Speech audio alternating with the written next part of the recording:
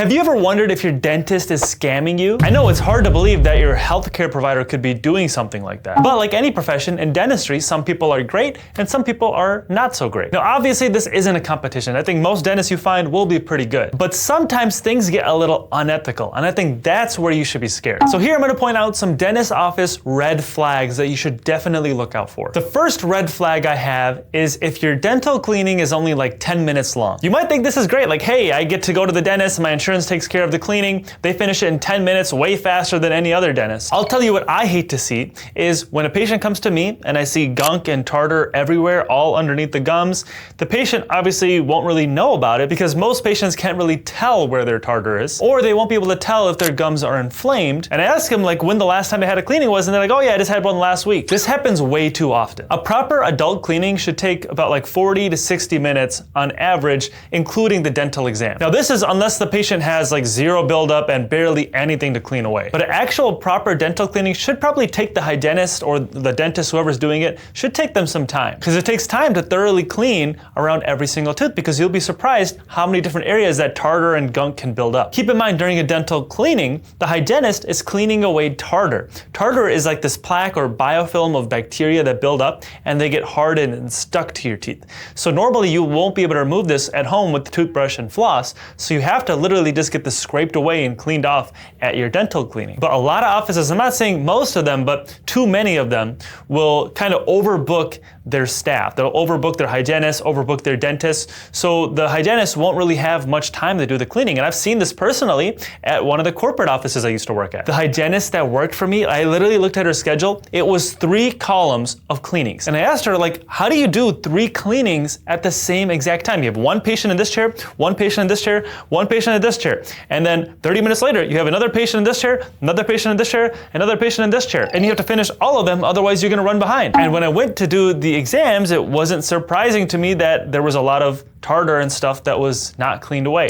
We call these type of cleanings a buff and go. What tends to happen at these is they lightly scale in certain areas where like most of the tartar is, and then they'll polish the teeth to make them feel like nice and clean, and then send the patient home. But in reality, they're actually leaving a lot of stuff behind. We've actually had patients mad at us in our office because our hygienists actually spend a decent amount of time cleaning the teeth, properly cleaning everything away, but sometimes patients are used to that buff and go experience and they're like, this person is spending way too much time on my teeth. Like, I've never had a dental cleaning like this before. So if you go to a new office and they're spending like a lot more time on you, like actually cleaning your teeth and being really thorough, don't get annoyed at them. They might actually be doing their job correctly, and you might have been used to someone not doing their job. You see, in dentistry, you could technically get away with doing stuff like this because there's no one really overseeing you if you have your own private practice, or even like corporate offices, most of them overbook their staff, and no one's really overlooking at the quality of work that's being done. And it's not always the provider's fault. Like, I felt for that hygienist that had to take care of 3 patients at the same time, because how else was she supposed to do it? There's no way she could properly do her job on 3 people at the same time. But you wanna make sure you go into an office that actually takes their time cleaning your teeth, because otherwise this tartar and stuff will linger and it can cause gum disease that will keep going and eventually cause bone loss. And this is the #1 reason that people end up in dentures. So this part is really important. And this actually brings us to the second red flag, which is no perio charting. So perio charting is when the dentist or hygienist is actually measuring your gums, like the depth of your gums. They'll usually shout out some numbers like 3, 4, 2. You might not hear them shouting it out. They might just be typing it in the computer, but you'll probably feel them using this perio probe to actually measure around all the gums. So every tooth will have 6 different measurements. They'll measure the cheek side and the tongue side. On the cheek side, you have 3 measurements. On the back part of the cheek side, the middle part, and the front part. And on the tongue side of the tooth, you have 3 measurements: the back, middle, and then the front. This is a routine part of dental exams and dental cleanings because this is literally a standard of care. The reason this is done is to measure your gum pockets. So all of your gums that surround your teeth have this little pocket. And this pocket is like loosely attached to your teeth. So you can get that perio probe in there to measure it. Ideally, that pocket should be anywhere from 1 to 3 millimeters on all your teeth. If you get all those numbers, then that means that your gums are super healthy. Now, anything more than that means that things are getting a little dicey. Like if you have 4s, for example, this is a little too much. You might not need like a deep cleaning, but this could continue to get worse and get to that point. Once you get to like 5s and 6s, this usually means that that attachment from your gums to your tooth is starting to loosen and you're getting more attachment loss to your teeth. This happens when you have gum disease that starts to get advanced. So when gum disease starts off, it's called gingivitis. And when you get gingivitis, this only affects your gums. So you can still have like pockets of 1 to 3, but your gums can still be really inflamed. So even though you don't have those deep pockets, you still need to clean away everything. This is usually what they do at a normal cleaning, unless they're doing a buff and go. But if things are not cleaned away properly and you're not like brushing and flossing at home, or if you're not getting proper cleanings, then this tartar that sits underneath your gums can keep creating more inflammation. And eventually it'll start to affect the bones that surround your teeth. Once it affects your bones start to pull back. So now you start to have bone loss. So now it's not just affecting your gums, it's also affecting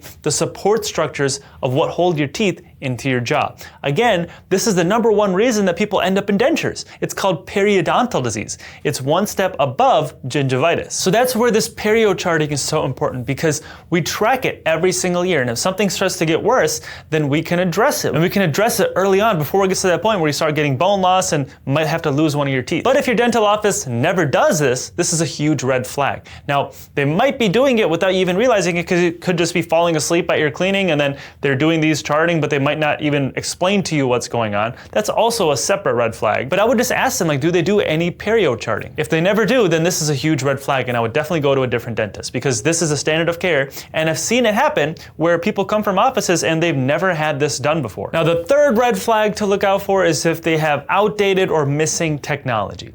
Now, I'm not saying that older technology is bad. A lot of dentists use older technology and it works totally fine.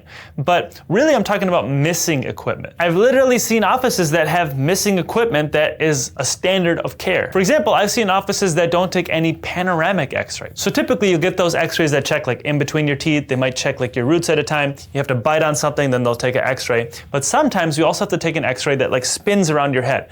This basically takes a 2D picture of your whole jaw. This is important because there's a lot of pathology or other things that could be going on that you'd only be able to see with this type of x-ray. A lot of times you can only properly see the wisdom teeth with this type of x-ray too. And typically people will need this like every 3 to 5 years to get this updated. Now this is just one thing. There could be other things that are missing too. But again, it doesn't mean that, hey, I go to my dentist and there's a lot of older equipment and I don't know if they're not doing everything. But if you've never had that spinning x-ray, or if you feel like things are being neglected, or if you feel like this technology is really outdated, you want to try a newer, more modern office, it might not be a bad idea to do that. Now the fourth red flag I have is if there's shady treatment plans. So this one is a little bit more nuanced, because you could have some people that are under-treating you, and you could have people that are over-treating you. I've seen both. On one hand, I've seen patients where they've been told everything is fine for like many years. And then all of a sudden they're told they need like 8 fillings, 2 crowns, a root canal, all this stuff. Sometimes when I see a patient like this where they've been told everything is fine,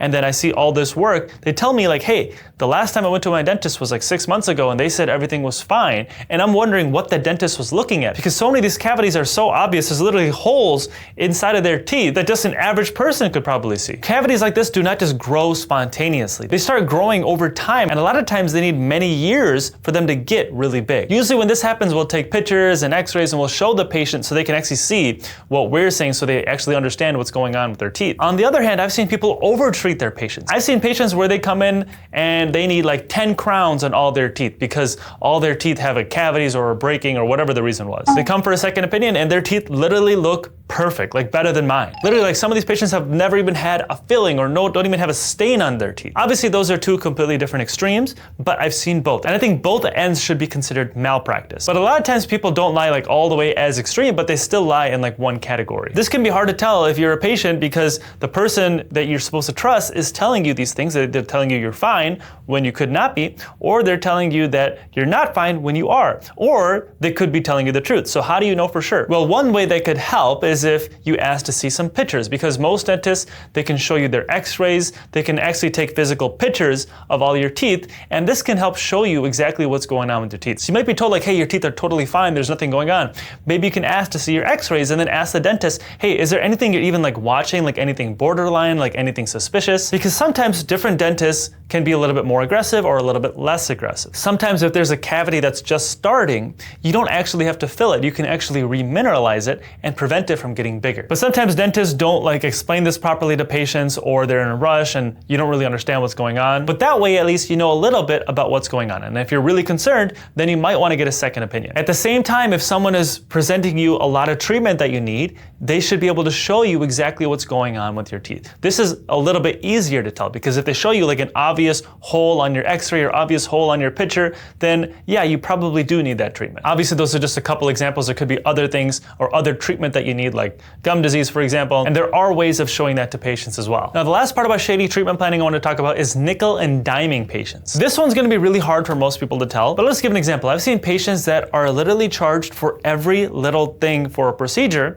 when most people would just include that all in the original fee. For example, like dental implants. I've had patients bring in treatment plans to me, and they're charging like every little bit for every single procedure they're doing. And whenever I do that procedure, and every dentist I know that does that procedure does not charge for all these little things, because the original fee for example, the implant has all that included. All those steps are part of that implant. So this isn't necessarily illegal, but I think it's kind of shady. This one can obviously be hard for you to tell if it's happening to you. So again, it might be worth getting a second opinion. Now, the fifth red flag I want you to look out for is very high staff turnover. Now, don't get me wrong. Sometimes removing a toxic employee is a healthy thing. Like, you have to do it. It's kind of like if you have a rotten apple, you have to get rid of that apple. Otherwise, it's going to ruin all the other apples. And sometimes there's like transition phases where like there's new ownership or new management coming in. And this isn't necessarily always a bad thing. Like, sometimes it can be even a better thing.